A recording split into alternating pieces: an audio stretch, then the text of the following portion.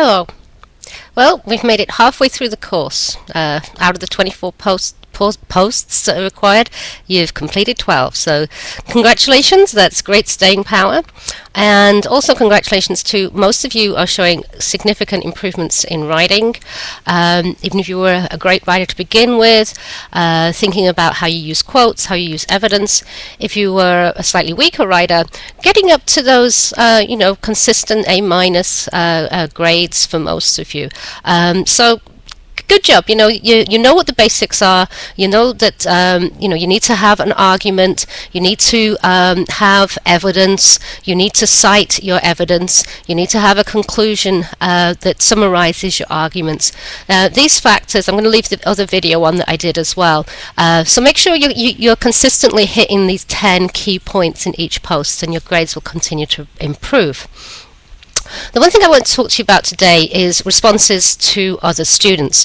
This is a required part of the exercise, but I've been kind of letting it slide because I wanted people to really concentrate on getting their writing skills up so that they could do the posts in a great fashion. But now we're going to look at the start to look at the responses that you make to other students. Some students have been really good and kept this up throughout, and some of you have slacked off a little bit.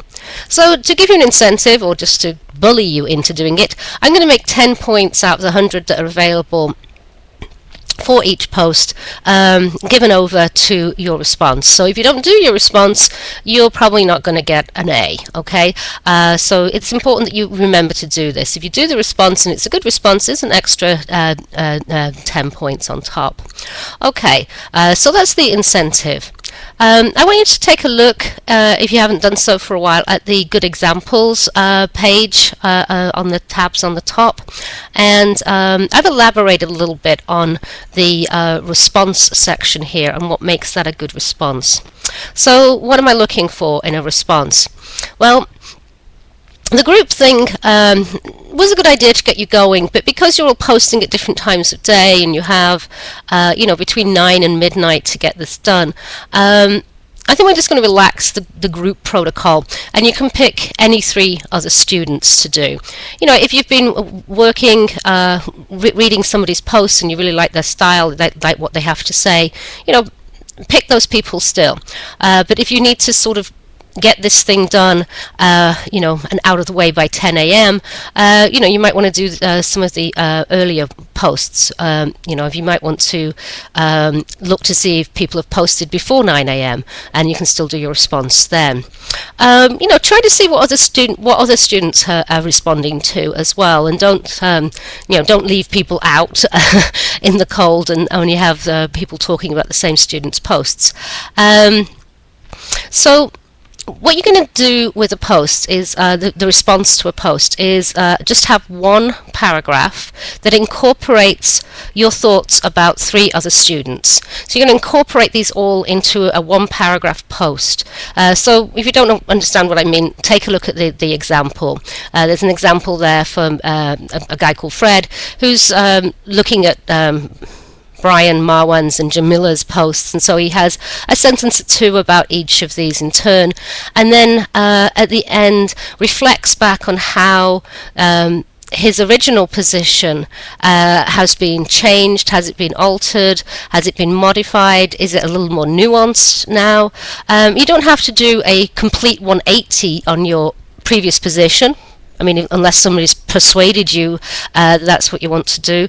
But very often things aren't black and white. So you might see, well, Diamond's theory was good, but modified by McNeil's, it's better. And I can see that now after reading Jamila's post. So those are the things that you need to do. Respond to 3 students, tell them what you thought about the posts, and pick things that you found most interesting about their posts, things that maybe nobody else had said in quite that way, something you hadn't actually thought about in that way, or something that you thought was really, really nicely stated. Be respectful, don't there's no need to be nasty and pick on people or denigrate their work. Everybody has a right to their opinion, even if it's different to yours. And very often you'll probably learn more by thinking about how other people have taken the same material that you have read and have come up with maybe similar or completely different ideas. And you might want to mix it up. One week you might want to pick 3 students who have very, very similar opinions to yours, or the next week you might want to take a mixture, people who thought the same, people who thought different, or you might, the week after that, choose 3 students that thought differently to you. So try to make this an interesting sort of capstone to the assignment. Okay, so remember, I'm going to be looking for this to be posted by midnight on Mondays and Thursdays. And just a quick reminder here at the end that there's a radio program to review for Thursday as well. It's called Tea and Transformation of Empire. I think it's one of the better ones of the radio programs, and it's about how the good old British cuppa has been responsible for some pretty horrible things in history. Okay, so I will look forward to your responses on Thursday, and I'm getting your grades out to you tonight. Okay, I'm just a little bit behind. Okay, thanks. Bye.